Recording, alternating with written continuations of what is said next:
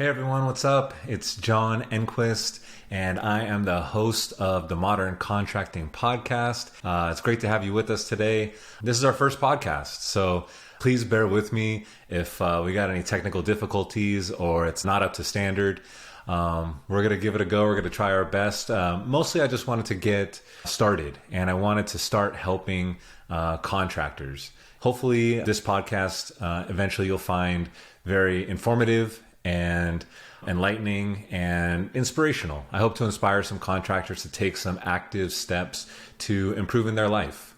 I was a contractor, third generation roofing professional. My grandfather started Andy's Roofing Company in the San Francisco Bay Area back in 1957. And my parents took it over after him in the 80s. And I was fortunate to work there for the last 15 years, most recently as the vice president of that company. About a year ago, though, I left to create a software called Subtrack, which is a process management software made for contractors. So I've done a lot in the industry, and hopefully with this podcast, I can give back a little bit to other contractors where I felt like I was given a lot by others in the industry that are teachers and willing to share that knowledge. So, about this podcast a little bit. Like I said, I just love the construction industry. The workers, the men and women that build our buildings, build our infrastructure, our roads, our schools, our public gathering spaces. I think it's just such an unsung industry. It doesn't get enough love and attention. All of the creature comforts that society tends to enjoy were built by the construction industry. So have a real soft spot for it in my heart. Like I said, my grandfather was in it. So I'm a third generation construction guy from the San Francisco Bay Area. So I just love the industry, and I want contractors to succeed. I know how difficult it is for contractors this day and age. So that's why I'm doing this podcast. Hopefully, we'll go over a lot of different areas that contractors can improve their business, little tips and tricks that helped me in the past.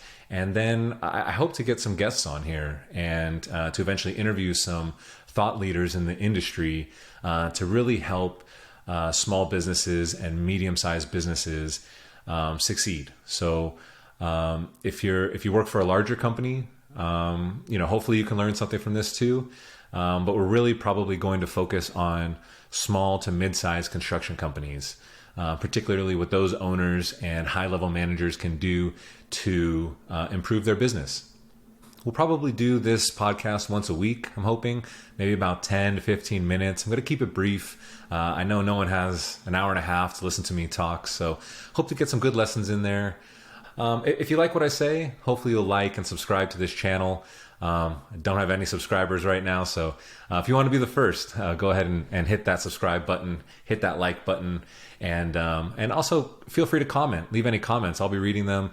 Whatever direction you guys want me to take on this podcast, happy to go there. Happy to answer any questions to the best of my ability. Just want to share all the knowledge I have. So yeah, that's about it. And without further ado, we'll get kind of into the first meat and potatoes of what I wanted this podcast to be about, which was the common misconceptions that documenting standard operating procedures in the construction industry commonly receive. So contractors make up all sorts of excuses about why they don't want to standardize their operating procedures. It's tough, and I get it. There are a lot of reasons not to, right? But the truth of the matter is those are all short-term pain points that set you up for a much longer term success. So I think we got 6 of these common misconceptions of what contractors believe is holding them back from really systemizing and documenting their business in a standardized way. So without further ado, we'll get on to topic number 1, which is that we're too small for SOPs, right? Contractors may think that their company isn't big enough to have to control everyone's special process, that we want to be agile enough to kind of figure things out on the fly. And, that really couldn't be further from the truth. Small contractors in particular need that documentation because in a small office, employees tend to wear multiple hats. And it can be daunting for someone who is maybe a project coordinator to come in and try to do an accounting role. But when you have a standard operating procedure for that task that is in a different department within the company, it makes it all that easier for that person to complete that task quickly, efficiently, and completely while minimizing errors. So I really believe that small companies can benefit even more from standard operating procedures. There is that instantaneous training moment when someone has to go step outside of their comfort zone, step up, help a coworker. They'll have an idea, an outline of how to do that. So as the business owner, the manager, you're more likely to get those positive results and have a task that is completed in an error-free way. So, long and the short of it is you can't be too small for SOPs. Even the smallest companies need standardized operating procedures. Not only to mention, if you want to expand from a small business into a larger business, you can't really do that without standard operating procedures. So if you're a small company looking to hire, you'll be much more confident with your hiring ability if you know that you can onboard that employee in an efficient way where they will be utilized from day one to maximize their productivity. So if you have a set of standard operating procedures for the position that you're hiring, your onboarding will be a breeze. I know in my company, hiring was a really exciting time, right? It's filled with optimism. It's filled with who can we find to really fit this position really well. You get in a really smart person, have them come on board to your team. Day one rolls around and you're like, wow, we have a lot of stuff going on in our current projects. My attention needs to be elsewhere. I don't have the wherewithal to train this person properly. And if you don't train a person properly right from day one, they may get bored. They may get disinterested. They may not start to trust you in the way that they thought they could when they first agreed to be hired. So by having these standardized operating procedures, you can feel confident that when you hire someone new, they'll be brought on board and they'll have a training program that can be advantageous to them from day one to get them productive and to get them working to their highest ability. Let's move on to misconception number 2, which is that our crews know what to do.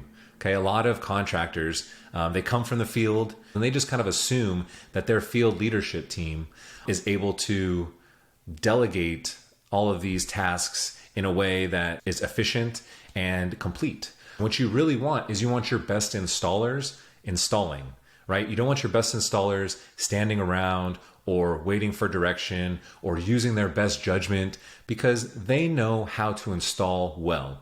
Let them do the thing that they know how to do well, and you take the guesswork out of it by giving them a proper framework to operate within. So when it comes time to decide whether I need to work off of a ladder or a scaffolding, you'll have a set operating procedure to let them know that you need to use scaffolding in this situation. So they're not trying to reach and work off a ladder or make up some other, jury-rigged contraption, as I'm sure we've all seen on the job site. So you really want to make sure that you keep your installers installing and don't assume that your crews just know what to do. Also, our construction industry, the labor force in the construction industry is declining. And this is a nationwide problem. This is not just here in the Bay Area or in other metropolitan areas. This is everywhere. We're losing skilled labor. While that labor is declining nationwide, it's more crucial than ever to have robust training programs on the contractor side. You need to be able to make sure that you can transfer all the knowledge from those current installers to the next generation of installers so that you don't lose all of that skill and experience as you transition into the future. The older generation will not be there forever. Let's move on to misconception number 3, that documentation is a time sink. Often contractors think that documentation, creating standard operating procedures, it's going to waste too much time. We have our hair on fire. We're solving problems in the day-to-day. We have project deadlines that we're hitting. I don't have time to do this.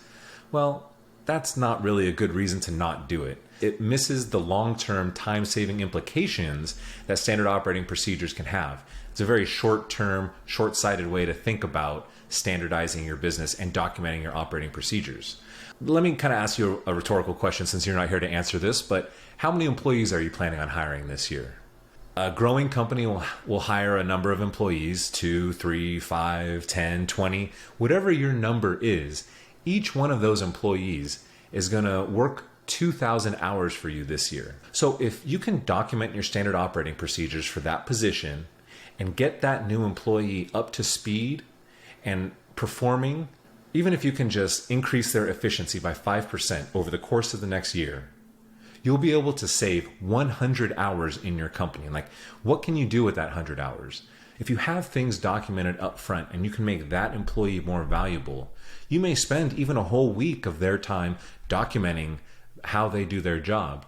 But even that 40-hour week is nothing when you compare it to the 100 hours you're going to save this year and the hundreds of hours you're going to save every year going forward.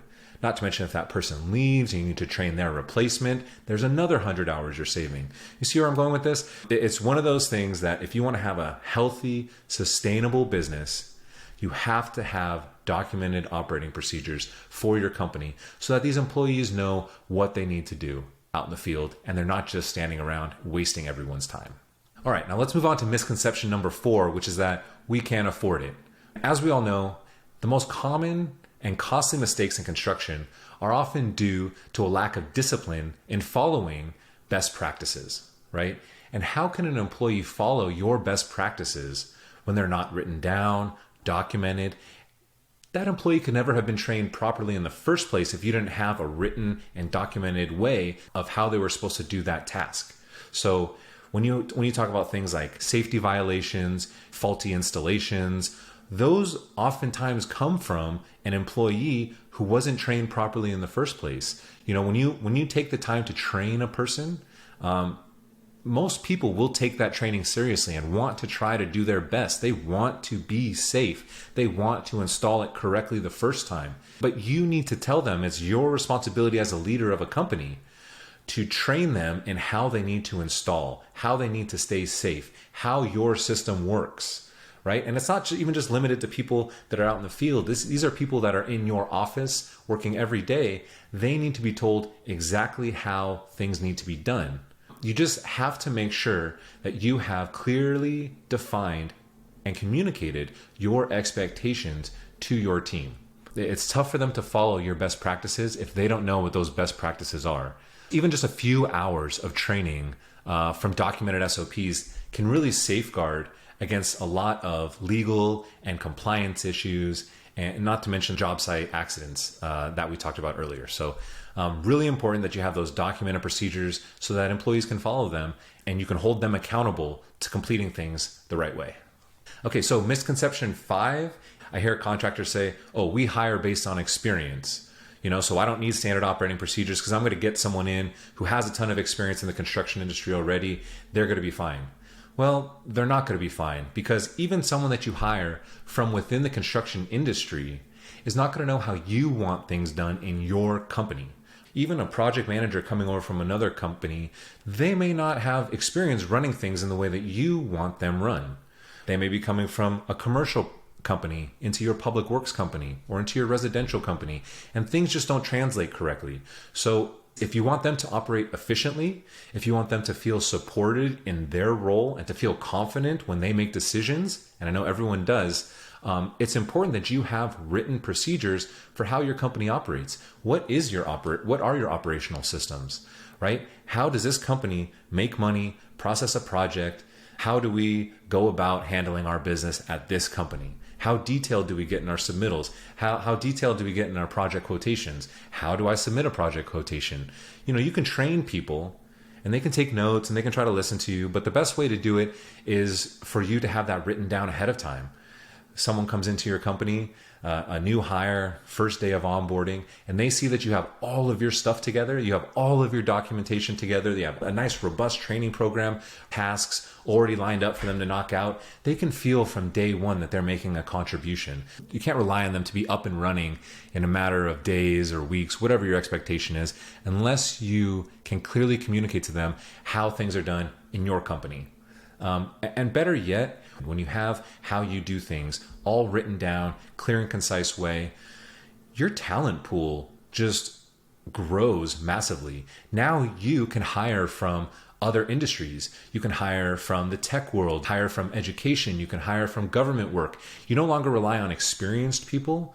You rely on great cultural fits, potential, diversity. You can hire based off these other qualities that will really contribute to the culture of your company and to the overall success of your company. And so these are all great things, and we don't want to limit ourselves to just having to hire based off of experience. You don't want the same retreads kind of going around your local construction scene.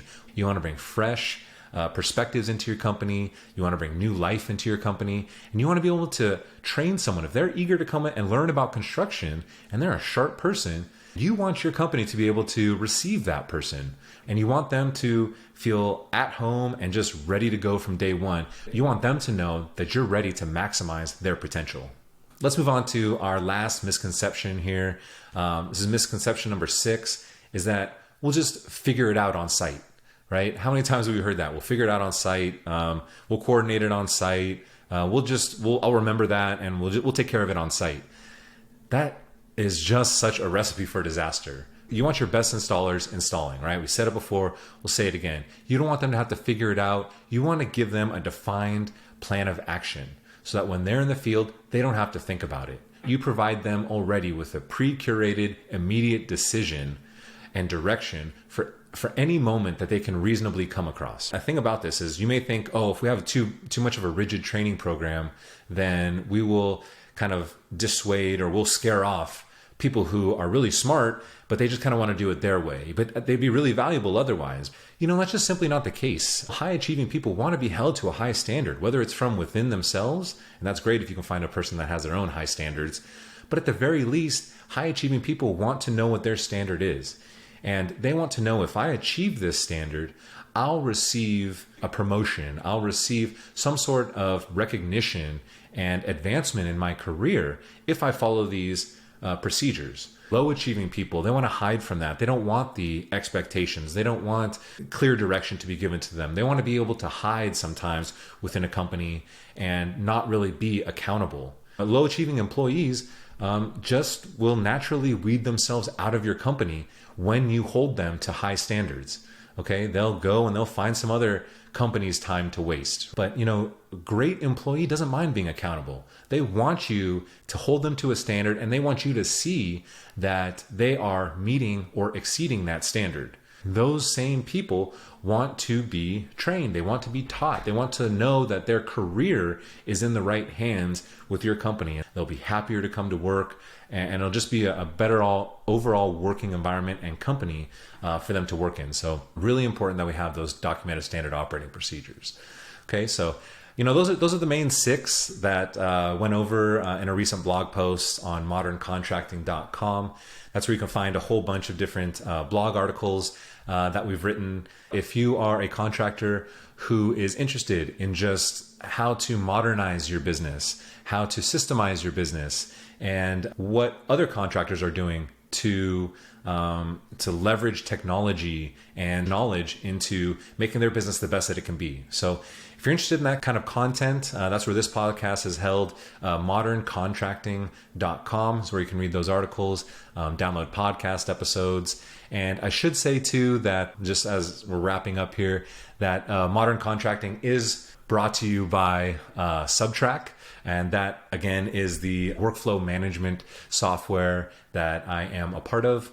I try to speak from experience. I speak from my experience in the construction industry. I made Subtrack based off that experience. I had trouble balancing the management of projects, people, and my company. So I know how difficult it can be. It can be very daunting to not only make sure your current projects are profitable, but that your employees are thriving, while simultaneously your company is advancing in a way that you would like and contributing to the lifestyle that you want. So I made Subtrack to kind of handle a lot of problems that I was running into in the day-to-day. It's kind of like an automated to-do list for everyone in your company. It's a tool that you can use to document all of your systems, and Subtrack will automatically delegate tasks to your team. You can assign tasks to do to your team out into the field, all sorts of good stuff. So if you have trouble, managing people, managing projects, managing and tracking your overall company success, I really recommend checking out Subtrack. It's a really powerful tool. We just started out, so we're looking for 10 founding members to kind of partner with us to be the first users of Subtrack. This is for contractors who want to kind of work alongside us, are interested in getting in on the ground floor of a new software, contractors who are willing to help us, to make our software the best it can be. And so we're looking for 10 of you to work with in exchange for being one of those early adopters. You'll get that priority access to Subtrack. You'll also get 25% off any tier subscription for life. So if you even have an inkling that, hey, I may want to use Subtrack, I feel like I should document my systems, even if it's down the line, sign up to become a founding member. We'll also give you a 90-day free trial with 90 days of one-on-one onboarding support. I'll work with you hand in hand to make sure that we're getting your system set up the right way so you can feel good about documenting your systems and about your company using it. If you have any interest in that, go to subtrack.com. That's subtrack.com to sign up. On a personal note, you can reach out to me on LinkedIn. Again, my name is John Enquist, and I'd love to connect, love to talk about construction. So hit me up on LinkedIn. Also, if you liked this type of information from this podcast, please, again, like and subscribe. If you have any comments too, like what other excuses have you heard contractors give on why they don't document their systems, why they don't have standard operating procedures or a good training program? Let me know those in the comments as well. I'm interested to see all the excuses that you've heard over the years. I'm sure there's a lot of them. Maybe we'll make a part 2 to this podcast or something like that. So leave those in the comments as well. Thanks again for listening to the Modern Contracting Podcast. Again, I'm your host, Jonathan Enquist. And until next time, happy contracting.